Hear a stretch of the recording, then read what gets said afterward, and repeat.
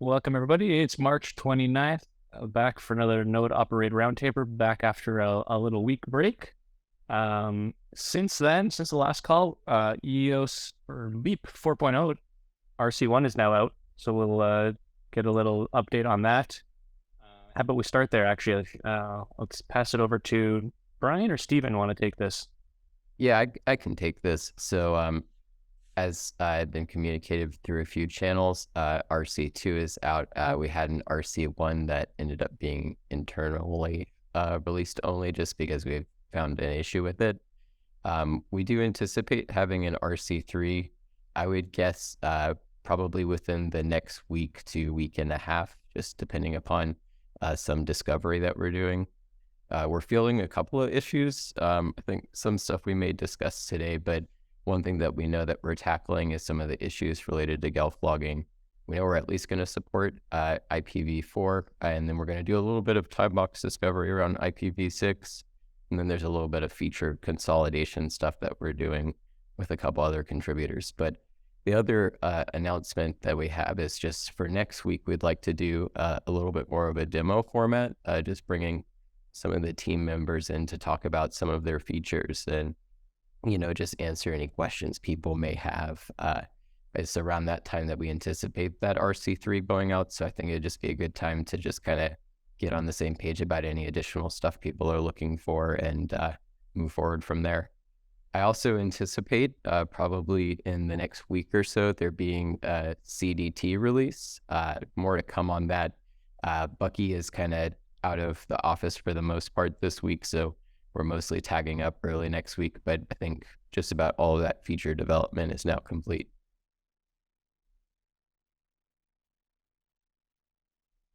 That's it for updates from my end, though. All right, thank you, Steven. And if I understand, Brian, you were thinking of doing a bit of an open forum on feedback from folks who've had some experience so far. Is that right? Yeah, so, excuse me. For the last week, I kind of took my eye off of the some of the Antelope Telegram channels and whatnot. So I know that Mr. Matthew Darwin is actively working with the 4.0 release candidate 2. And he's been actively submitting some issues that he's found. I guess first I just wanted to take a pulse check. Thank you, Matthew. But I wanted to take a pulse check and see, if anybody else yet has started playing with it at this stage. I know that sometimes Matthew plays the role of canary for us, so. And had a chance to play with it over on our side. We'll hopefully work on getting it built and maybe rolled out to a few, and been a little preoccupied myself. Okay. All right, so it sounds like we're... I installed the binary and just kind of like read the release notes and everything. Yeah, actually, I just had a small question about that. Sure. Specifically about blocks log stride. So when you split the block log and it's no longer one big file, and then it kind of like forms this extended block log, so to speak. Can this be on different disks? Like, for example, can you specify multiple directories for the blocks separate files? So for example, the old blocks you can keep on, say, a traditional disk that's not SAS speed, because you'll get much less requests for that versus like the latest block log. Yeah, so there is a differentiation between like basically how much block log do you want to keep. But Kevin, do you want to address the specifics of how you can sort of split? Sure. Yeah. So there's the options. I'm just looking right now. So you can specify the stride, and then the max retained files that you want. But then there's ability to specify a retained directory, which is the location of the directory of the strides that you're maintaining, and then the archive, which are the ones that are just out there that are not accessible. So yeah, yes, you can specify a blockster, which is the active one, if you will, or the most recent one is a more proper way of saying that. And then a location for the retained directory, which can be separate, which could be on a floor disk for sure. Got it. So that, for example, if you have, but doesn't max retained block automatically move, like anything outside it, like auto deletes it or moves it to the archive, and then it's no longer accessible. I meant more like if you have you want all the blocks accessible, but you want blocks behind a certain number on a slower disk, and just keep the latest or the one with the most up-to-date blocks on your fast NVMe, for example. Yes. So the way that works is you have a specification for your blocks directory, which is going to be the very most recent ones. And then you have a stride. So let's say you put the stride at 10,000. Well, then the most recent 10,000 is going to be in the blocks directory. And then after that, ones older than that are going to be moved over into the blocks particular, which can be somewhere different. They're still accessible at that location. So I guess as long as we don't specify a max retained block, then we never have to deal with the archive, which is not really required unless you want to keep them on off storage. That if you want to sync another node, for example, you may bring them back later. But for normal use case, we'll be able to use the blocks directory and the blocks retained directory to separate or expand the blocks log, basically. Yes, exactly. Thank you.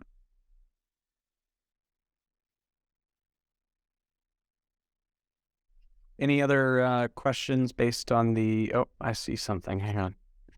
In the chat here, he plans to improve support for M1 Max. I don't really have an answer for that right now. Thanks for asking. Dune is always the answer. We talked about Mac support. Yeah. Yeah. So on that, there are efforts going forward to better support Macs. Right now, I think we're also working to schedule a meeting next Thursday to discuss the experience with Mac users. I'm happy to add anyone to that call if they would like.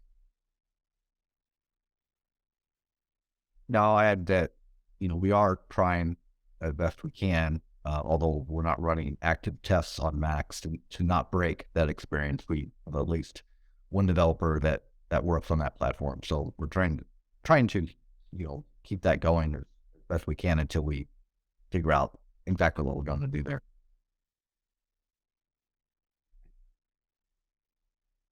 All right.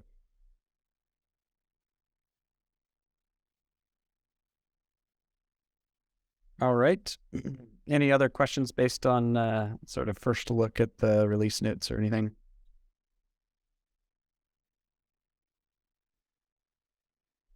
All right.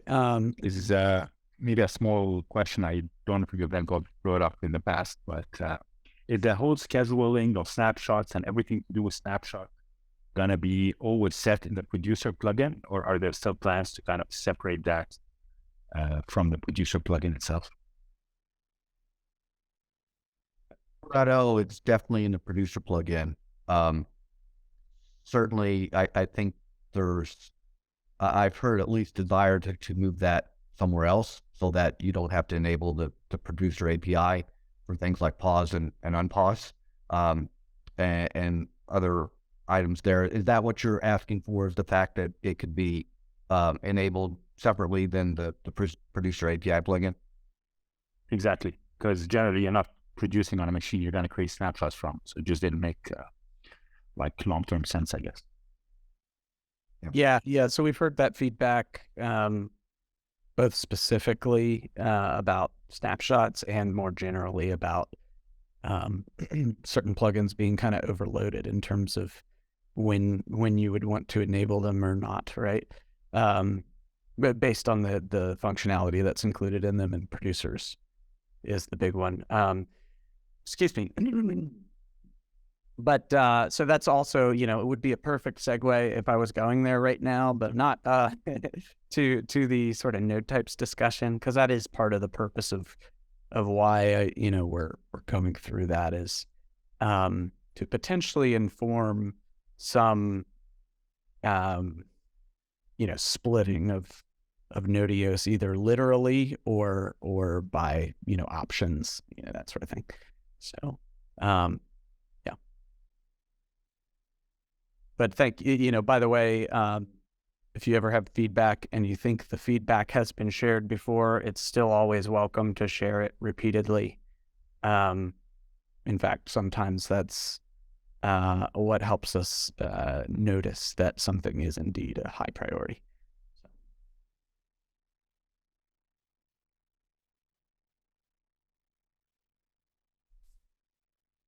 All right. Any other questions based on release notes? Maybe another question just about the peering with VPs. Is that I'm assuming people are not going to give necessarily their public IP or like a URL that's directly accessible to their VP, and I'm assuming this is meant to be used where you have like a public peer that is connected within your LAN or within like in close proximity to your VP, or is this actually expecting people to put their direct IP addresses or direct access to their VP nodes?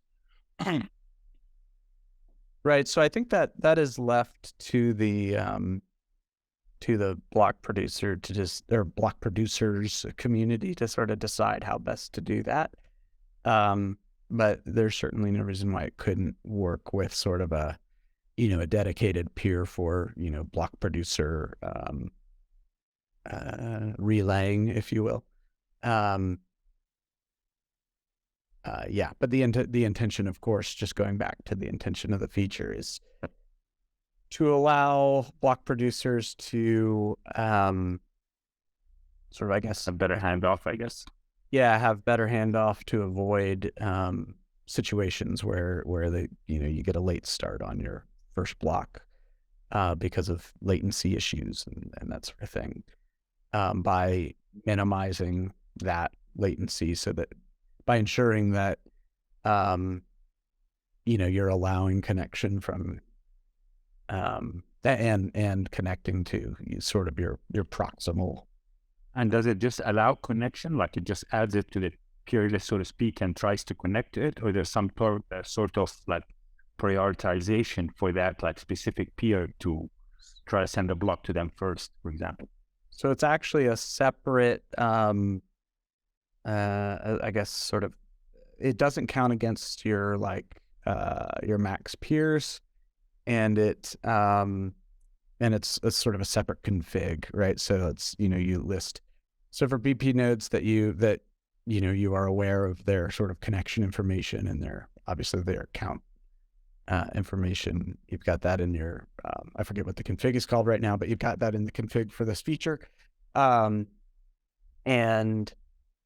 do you configure that? Where does it get the next VP in the schedules peer that should be this is VP peer? Where is that advertised? Oh, you're saying like how would you get the connection information? Is that what you're saying? Like I know mine in my config, but I don't know Matthew's when he's next to me. I don't know, yeah, whoever else is this next in line. How is it broadcasted?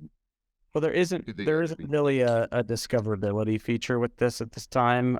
So that would be something that you would either have to do some sleuthing or some sort of out of band communication. Okay, I mean, I understand it's not automatic, but manually, how is it defined? In the new peer-to-peer config line, it starts with BP name, IP address, port, BLK or transaction. You specify the name of the account of the BP. Right. So I could imagine, for example, somebody having a version of that file that's that they share with other BPs. Right. I didn't see that in the notes there that say, I mean, I could see auto BP peer. I just didn't realize that there was also a new mapping option that Yeah. explicitly was BP name to whatever the other BP told you. Yeah. And so that config not only defines the connection information, but sort of implicitly also gives them precedence. It's a separate sort of prioritization, if you will, but it basically says, since I've included them here, I'm going to like allow connection automatically, assuming that the sort of schedule proximity logic is met, right? So in other words, they're within what is it, two? They're within two block producers from me in terms of the schedule, the current schedule. So then is BP peer flag in the Net API? That one is just derived from your config.ini, what you specify yourself on your machine, and not doing any like checking other people's config or that's sent to P2P. It's just based on your own config. So in an ideal case, say you have the top 30 BPs, the write-in entry is BP peer for every one of the 30 BPs. And then ideally it's some type of like accessible P2P node that's within, proximity, very close proximity to their actual producer. Actually, that's how I could see it used widely and be able to share those lists without being a security concern. Yeah, that's a good point, and maybe we should stress that. Yeah, we do not in any way broadcast that information, that configuration information. So if it contains some sort of connection information outside of what's normally communicated when you connect to a node, obviously, but the actual configuration options or those configurations are not broadcast or shared. And so, yeah, it's strictly meant to replace the manual process of where you change and like, oh, okay, I know that this BP is this IP address. I'm going to now add it to my connection so that, I have better peering. So it's strictly for that configuration option. And it interacts with the current list in that if you have a connection in your normal P2P peer list, it will maintain that connection even as it attempts to maintain the connection as the schedule changes. So if you have one in your P2P peer list, it won't like disconnect from that because it's no longer directly in proximity to you in the schedule. It's only the ones that aren't in your normal P2P configure list that's in the BP configure list that it will automatically connect to or disconnect from as the schedule changes. And that's inside the standard peer-to-peer plugin, P2P. Is there any level of enforcement if that information is found by a non-BP peer? It's still going to accept like a normal peer-to-peer connection? I mean, it's kind of a backdoor around the peer-to-peer limitations, but... Well, they'd have to be defined in that new config, so that the current rules still apply on their own, sort of separately. For them to be able to use this as a backdoor, so to speak, you would have had to configure them in the BP list in your config. So sort of implicitly by putting some of these connection settings in there, you trust them enough to let them connect to you in the event that they are close to you in the schedule, right? So it implicitly, both you and the connector, I guess, have to be, primary BPs or, in order for this configuration to be meaningful.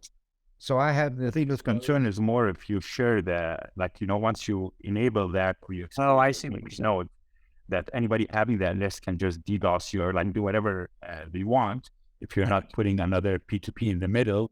And that P2P in the middle could also have its own limitations where it only accepts connections from the other 30 BPs defined in that list. And that way you can make that setup secure and like Correct. Once usable, the genie, useful. once the lamp's been rubbed and the genie's out of the bottle, Yeah, I now have an exposed, hopefully hidden just because nobody else knows about it.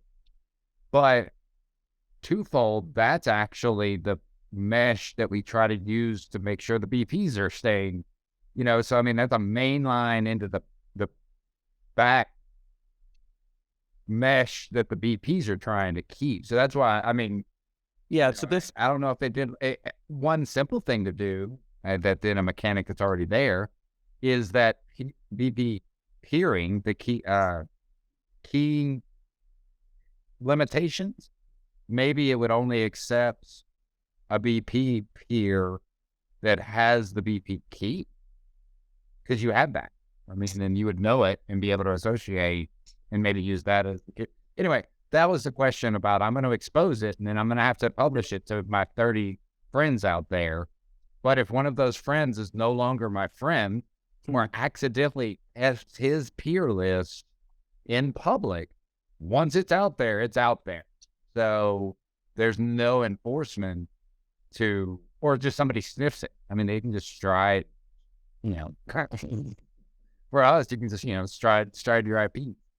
yeah, it's something I doubt anybody's going to put their BP nodes like directly publicly, but instead, as I said, they use like another P2P node that could have its own, whether using peer key or using just firewall to allow only the users or the BPs to connect to that P2P node, and that would connect to your BP node. But you would publish your P2P node as your, shareable config to the other BPs. Correct. Yeah. So I've already kind of got this other layer too that you got to lay on top of it to further limit it. And secondly, that's the more private peer-to-peer mesh you're trying to protect. Anyway, that was my question. So That answers it. exactly. This isn't meant to it doesn't replace the existing functionality. It's just intended to facilitate auto configuration. Something that we haven't tested that, a enterprising person might want to play around with is what happens if you set your max peers to 0, but have this configured. Because, in theory that would allow you to only allow connections from proximal BPs. So something to experiment with. It's not only allowing from BPs, it's only allowing from a person who knows the information, right? There's no verification that the peer-to-peer that's shoving transactions in is anybody other than somebody who has the right address, correct? I think anybody with an address from the sound of it. Correct. Now, because you don't transfer the information, the config through the P2P, right? So they don't know that you set this BP is BP peer or not. That's not transferred over P2P. So I think, like you're saying, is as soon as the information is available, the P2P endpoint, anybody can connect. It's just like another private public node from the exposure side of it. Now, it's smarter that it is intelligent to try to figure out, I need to talk to this person next in line.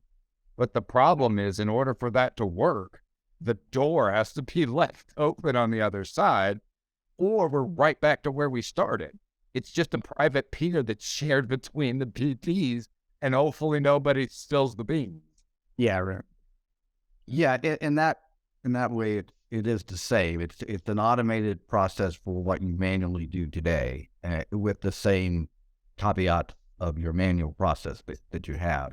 Now, there is, just so it was clear, I'm not sure if I heard a misunderstanding there. There's no requirement that this actually be on your BP peer. So, you can have a separate P2P node that's your relay node for the connection to your canary node, let's say, is probably where you'd have this configuration, not on your BP node, but actually on your canary node or your relay node, however you describe those. And it's simply, it really is just simply nothing more than, hey, when I see this producer in the schedule, connect to this peer.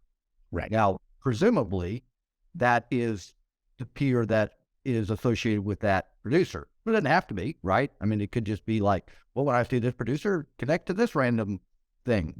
That's all it is. It's just, when I see this producer in the schedule, connect to this peer. It helps you as an operator try to more effectively manage your connection outbound.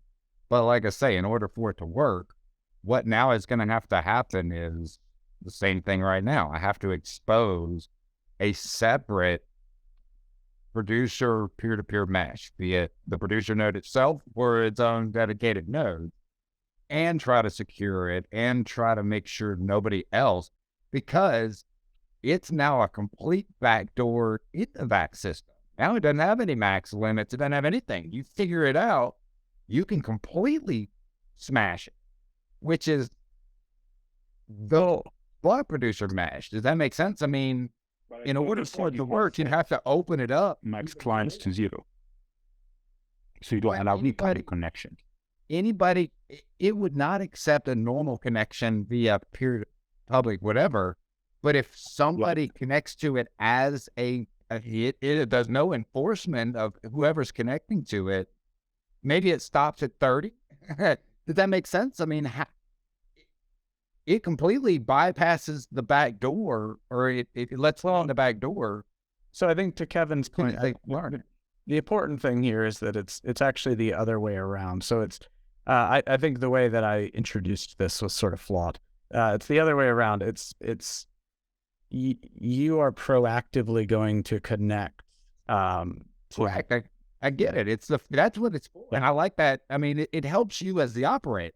But my question is, in order for it to work, every BP now has to publicly expose optional, this new peer-to-peer that we offer.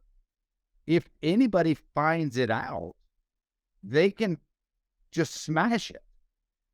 But I think you can just use it like, for example, you can put, say nation. You put nations, it's as simple as you can put nations even like public P2P that is going to be much closer, in theory, to their block producing node than not. So that way, even if you put that as BP, you can guarantee a connection to that, and that's more likely than not part of their internal LAN, and you do increase like your chance of propagating the block faster to that kind of LAN, so to speak, and then you have the same benefits without any security concern. Right. I love the idea of it going out, but maybe I'm just misunderstanding how it's not exposing. If anybody else has that information, there's no max peer limit. It's also the mesh of BPs that you're trying not to have people smash shit into, and is accepting of transactions and things like that. You're assuming it's a mesh of BPs, but like Kevin said, that's how it's named. But it's, in reality, maybe it should be named like, or whatever the name is. The idea is that when you have like the BP peer, in reality, it doesn't mean it's actually the BP node, but a node within, close proximity to that. I get the technical distinction that it doesn't have to be the block producer, but in referring to the terms of the type of traffic, there's public trash, and then there's the block producers trying to talk and maybe even blocks only relay types of things. I get the distinction. It doesn't have to be the block producer, but it's still the more private hidden network that I'm relying on to be not full of trash and smash, to make sure I can get it over to Matthew. But if Matthew's peer-to-peer is getting smashed to death because somebody found out that information, number one, I can't connect to it. Number two, he's now relaying that right back into me at an almost public peer-to-peer level, because there's no validation that So I would think of this two things. One, I think this probably deserves a more in-depth session to sort of almost brainstorming between node operators of like how this feature should be used. So maybe we put that on a parking lot. But two, I would just higher level. I would think of this as a part of a solution, right? Like a primitive, if you will, that you can use. It's more about sort of what's the word? Being a good citizen, if you will, to help other BPs receive blocks on time, and yeah, so we'll go through that in more detail in another session. I think pairing this with other other approaches, like networking security stuff. You have a complete solution for sort of minimizing latency safely. So, but this was just to go back to like the reasoning. This was in response to sort of learning that block producers were often doing this manually anyway, like frequently reconfiguring to make sure that other block producers were in their peer configuration for certain nodes. And so this is an intention to automate that process to some extent, so that it's sort of built into the software. But yeah, I'm writing that down as a future topic, because I think we could go into a bit more detail of like exactly how it works, preferably with a diagram, and then discuss some of the real world practicalities of what other things you would want to have in place to make full use of the feature. So. Okay, so speaking of release notes, sorry, I want to make sure I wrote that note. My mouth got ahead of my brain.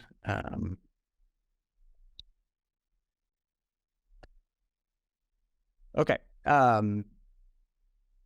so speaking of release notes, I did want to sort of seek feedback on the release notes themselves. So I know one thing that came up, Matthew gave some feedback on, was around some of the more sort of technical documentation things that were not included in the release notes themselves. And so I kind of wanted to have a brief discussion on almost sort of information architecture, and like to what extent release notes should be verbose and complete in and of themselves, versus to what extent they should link out to useful information, right? And that's more technical documentation oriented, and whether that technical documentation, what the nature of that technical documentation should be to sort of best support node operators, hitting the ground running when new versions are released. So that's kind of a vague question, but like, for those who have read the release notes, what do you need to have included there, and what do you need linked to that would actually allow you to successfully upgrade to a new version? Does that make sense? I think the new one, like how it's set up now, makes a lot of sense for me. Obviously, anything breaking changes needs to be like put there. Any new API endpoints, any new features, kind of like how you're doing, and then for the stuff that really needs a lot of more details or examples, you just link it like you have with I think in snapshot scheduling, you have a link, and somewhere else you have a link when there is more examples or information about it. I think this is quite well. Ideally, you also have examples somewhere where it's appropriate to have examples, but that will also be in links and not in the release notes, in my opinion. It would be great if it linked to the actual documentation portal, but the documentation portal is not up to date. It doesn't talk about 4.0 anywhere. Yep. Yeah, this is a like the documentation should come out at the same time as the release, right? Ideally. Right. Yeah, this is something that we, from a release process perspective, haven't nailed yet, is how to synchronize those things. So, yeah, I agree. I think it's important to come out at the same time if it's a stable release. I think it's fair if it's an RC not to necessarily have it out because you might have to repeat a lot of work or things that change. Yeah, but the documentation should be already ready. Like the documentation should be developed in parallel with the new features, right? Ideally, as a sprint, a done feature means it's documented. So presumably, yeah, the release notes might not be, or the documentation might not be final, but if the new features is describing, if the release has a new feature, then really you want to point at the documentation and not write it all in the release notes and then redo it all by adding it to the documentation. So it would be less work logically less work, maybe not, practically, depending on how the team works. But yeah, so internally, the documentation is like effectively a totally separate product, right? Now, from an external perspective, I'm in complete agreement with you that makes sense. It is part of the product, right? This is part of why I'm asking this question, is to figure that out. So one piece I heard is like, at least when we go to stable release, we should link. But then, we do have folks like Matthew who frequently play the role of canary. And so I think there's there's also a consideration there for like, what does a intrepid explorer need to be most effective as well, right? If you want people to actively test your release candidates, then you need to make it easy for them to use it, and not that, Michael was confused how to configure the BP configuration peer-to-peer, because it wasn't like I figured it out by doing node EOS -- print default config, and then it's like, oh, that's how you configure it, right? But it wasn't obvious from like in the release notes that I did the scene as a math expected. Yeah. It does seem. Oh, sorry, real quick. I just wanted to make this point. Like, linking to documentation is one thing, and I did say that, like, documentation is effectively a separate product internally, like process-wise, right? Man pages are an interesting sort of caveat to that, right? Like, more built into the tools stuff. So I wonder if do people still use man pages? Well, I don't mean man pages literally so much as like the help that is output by the tool itself. I wonder if there's, a preference there, from, web documentation versus sort of CLI documentation, I think you generally need both, but personally, I much prefer to rely on the local documentation. Like if you ever use diffuse or something, it doesn't matter what you read online. You're going to need to get familiar with all the different options that are only available in the, -- help in the CLI. So for me, it has to be part of the actual like binary, that like, the equivalent of man or -- help.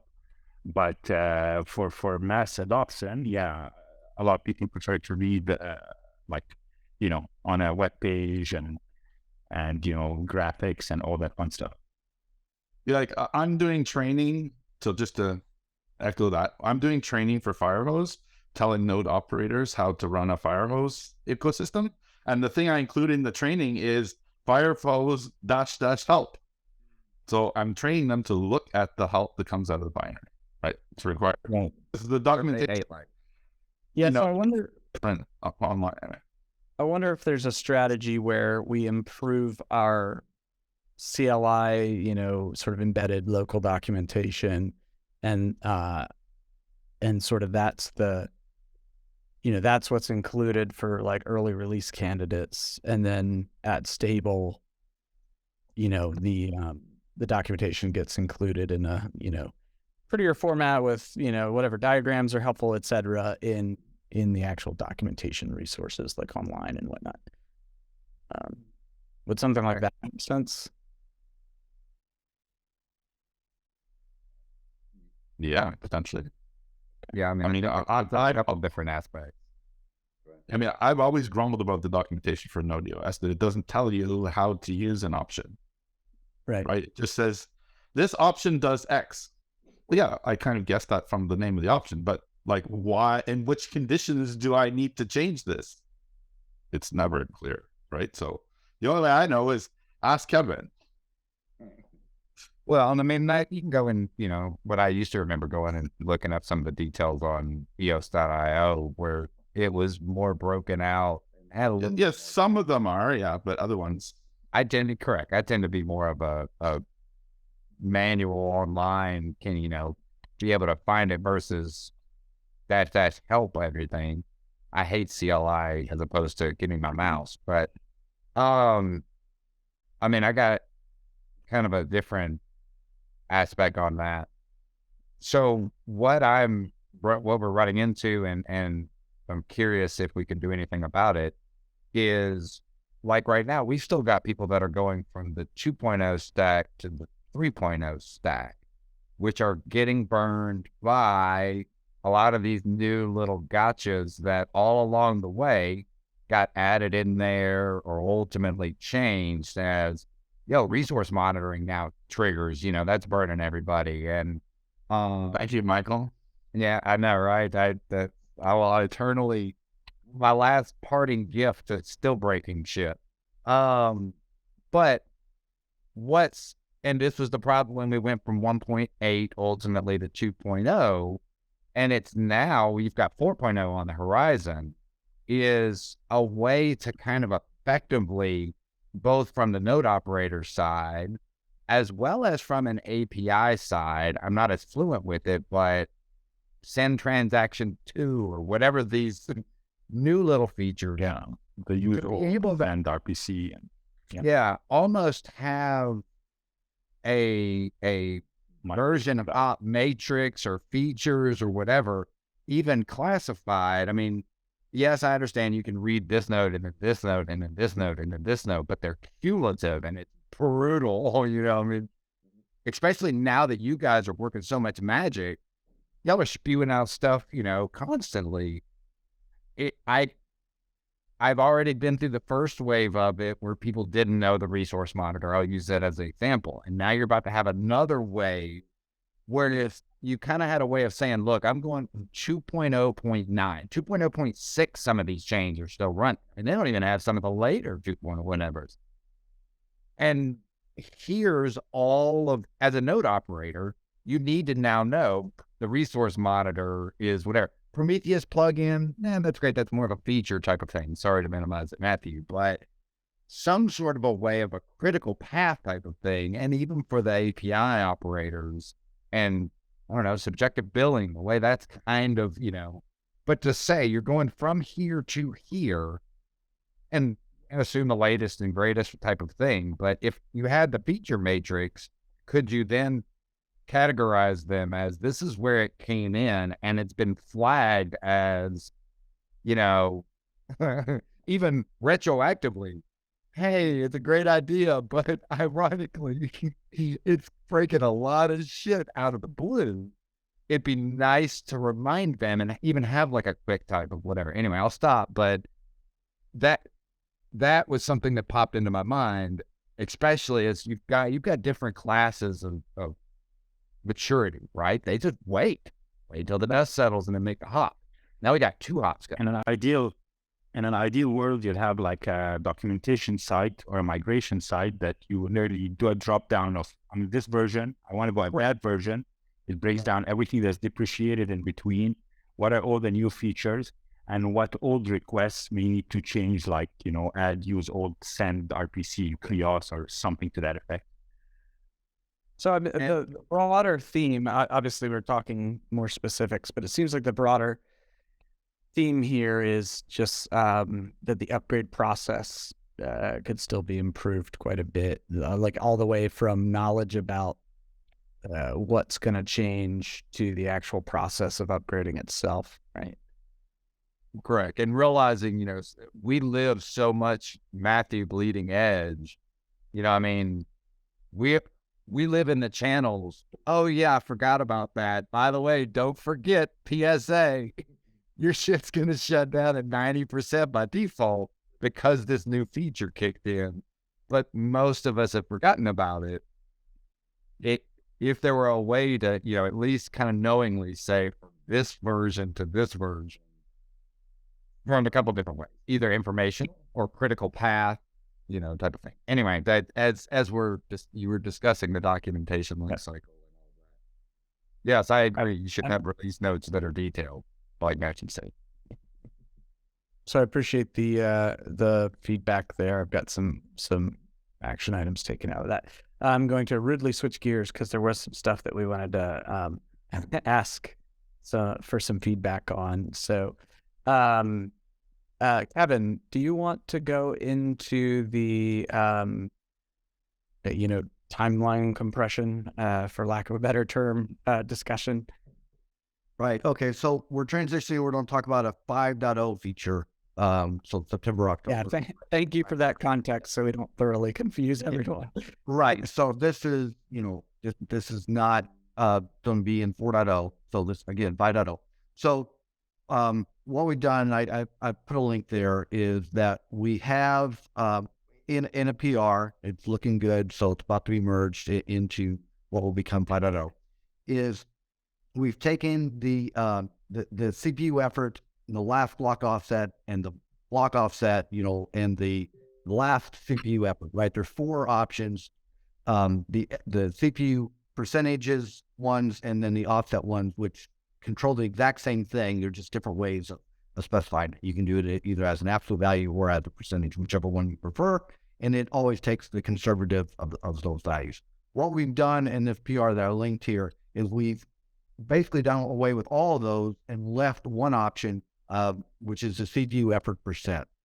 And so the way this works in this change is you have your 12 blocks of your round, and what currently happens for those 12 blocks is, according to those settings, is that you always start your block production 500 milliseconds before the block is scheduled to be produced, so that if, depending on your settings, you're going to release that block a bit early. So by default, it's 80%, which is 100 milliseconds. So by default, you'll release each block 100 milliseconds early and that gives it enough time, hopefully, to make it to the next block producer.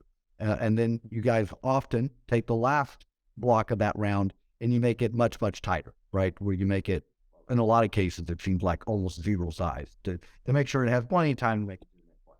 But we've effectively done away with all that. We've compressed it down into one setting, and we don't have any time between blocks. So you'll start your first block of your 12 blocks rounds, just like normal, 500 milliseconds before its scheduled production time. But then, according to CPU effort percent, or if you actually exhaust the consensus max CPU in a block, whichever happens first, it will then release that block, produce it, release it, sign it, all the things it does, send it out on the network, and immediately start the next block, which presumably, if you have the default settings, will be 100 milliseconds earlier than it would have started in the current code. And then the next block is then 200 milliseconds earlier than in the current code. And the next block, 300 milliseconds. And that adds up where your last block, you got the math there, is what? 1.2 seconds early by default would be sent out. Now, we've changed the default because that's a ton of time. So we've changed the default from 80% to 90% in the PR as well, so that you only, so the last block would actually be 600 milliseconds early by default. Now, of course, you can tweak that setting. You tweak it back to 80, it would be 1.2 seconds to get to the next block producer. So we've basically taken that timeline for the blocks and compressed it all into the early part of the window to produce these blocks out the door. You still get the same throughput. You should get the same type of latency when the blocks are getting filled up. There's a little bit of difference in latency near the end of that window if you're not producing full blocks, because there's a little bit larger gap there than it would normally be, depending on your configuration settings, of course. So all that hopefully explains what we're moving to by default. That would be what we're doing. The question came up: is there a desire or a use case for maintaining the current operation as an option, knowing that would, complicate a number of things. Having to support both things at once, and all the testing to make sure it works both ways, everything works both ways, and all that kind of stuff. But that's the question: is there any desire or any use case for the current mechanism where you always? So the current mechanism again is you always start your block production for a given block at 500 milliseconds before it's set to release. Always. That's always the case now, according to your clock. It's always started 500 milliseconds before it's supposed to be released, every single block. And the new behavior we're talking about here, if that's not the case, we simply compress it all into the early part of the window, and we do it as fast as we can when we're overloaded. Yeah, so good explanation. Let's sort of like restate one more time with, more specifically what feedback we're seeking. So just to try to facilitate this, is there like a 10-word question? A haiku. Can you state that as a haiku, Kevin?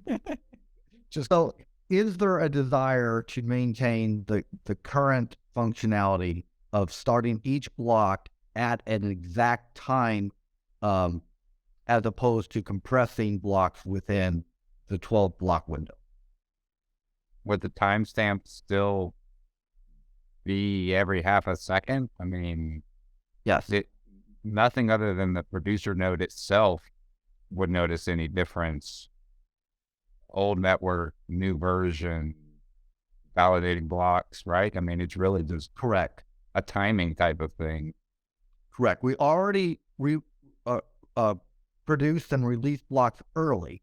So, and that's why you see negative latency, right? Sometimes I have people like, what? How can you have a negative latency? Well, we calculate that according to when the block should have been produced. And so we always produce blocks early. It's just with this change, the blocks near the end of the window are really early, if you will, or earlier than they are currently possible in the current software. Yeah, I think the only issue is the monitoring systems will go like, what? Because it's really early. That's all. Otherwise, it's good because now we have much more time to get that last block to the right place, and the blocks can be fuller. Yes, they can be fuller. And bad news for district solutions because now we have fuller blocks. Again, it's still controlled by VPs, right? I mean, you can crank the thing down if you like, slow down by setting the smaller CPU. No, I was kidding. Yeah. Well, I mean, it changed the out more, right? So, ideal. No, I don't see a need for that. Yeah, it sounds like This case there's no dissent here that like we don't really need to maintain the current functionality. We can move to the proposed. Does it affect the time offset on the front side? I think that's how we push the front side of things around. Does that, there's a setting that allows you to, I think, offset the whole. No, that got rid of start time. Didn't we? Got rid of that already? Yeah, that's not. I mean, there's the what is it? The block offset. There's a block offset which offsets each individual block in a round. And so yeah, that setting would go away, and it would all just be controlled by the CPU effort percent. And I guess that's the other part of that we didn't bring up, Brian, was, there's two ways that we can do this, right? We can mark the options that are basically ignored after the PR goes in as deprecated, but leave them there, and just like when you do help to do deprecated, and if you do these settings are also configurable via HP endpoint, and leave them there as well, or we can simply remove them. If we remove them, the only kind of the drawback of just removing, well, the good thing is removing them, we're done with it. We can move on. We don't have to worry about those anymore. But if we do remove it, that means when you guys do the 5.0 update, you'll have to change those settings as part of that upgrade process, as opposed to just What happens? People restart their node and then go, "Oh shit! I got this network version match that's no longer a valid parameter," or now it's the V1 history. I mean, it does happen, but that part of where that previous statement about, hey, those are the types of things that if you just simply knew when you go from this version to this version, you need to know that when you restart it, or you should prepare, this is no longer, you need to have in my guide, hey guys, But there's a way. do this. But that's to easily be handled with the CLI instead of just saying like you start node EOS, you upgrade it to 5, and you start node EOS, you have the old settings. It tells you these settings have been depreciated or incorrect plugin or unknown plugin, but also it detects that the old plugin, anything to do with that offset, it has to also write you should be using the new CPU effort, and maybe like a small example of what the default is to use, so at least people can get back up and running quickly and then explore it further if they want to customize it. Yeah, so I think we actually did better in the release notes in this regard. Maybe we dropped the ball in some other regards, but in this regard, actually in the 4.0 release notes, RC2 release notes, there is a list under upgrading from prior releases. There is a list of options that have been, that's been removed that you have to remove from your configuration. Now that's a manual process and not a upgrade script that you run or anything like that, but at least it is documented.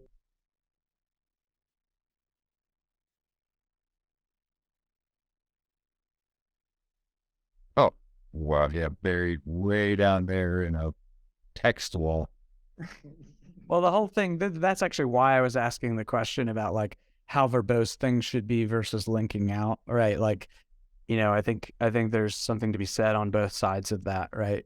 The concise, I could even imagine going the opposite way and the release notes being practically just a bullet list, but linking to things, so, I think there's like a valid approach in both directions. But yeah, it is a text wall. Anyway.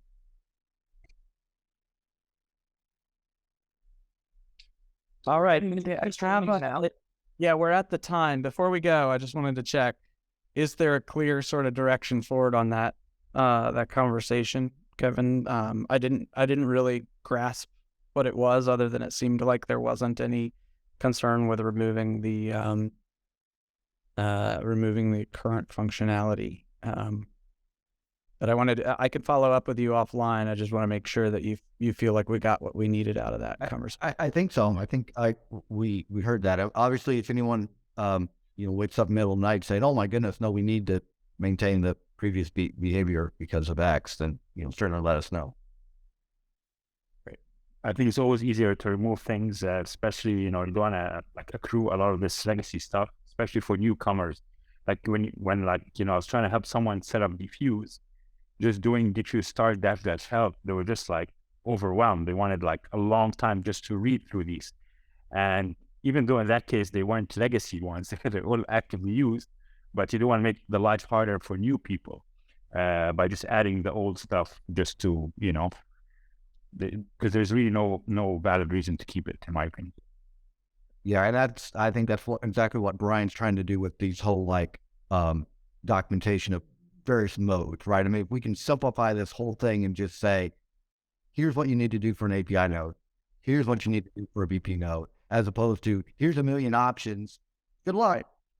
Yeah, and that's either clear documentation for each mode, or even at some point separate applications or options for Node.EOS or whatever. But anyway, we should stop here. We're 4 minutes over.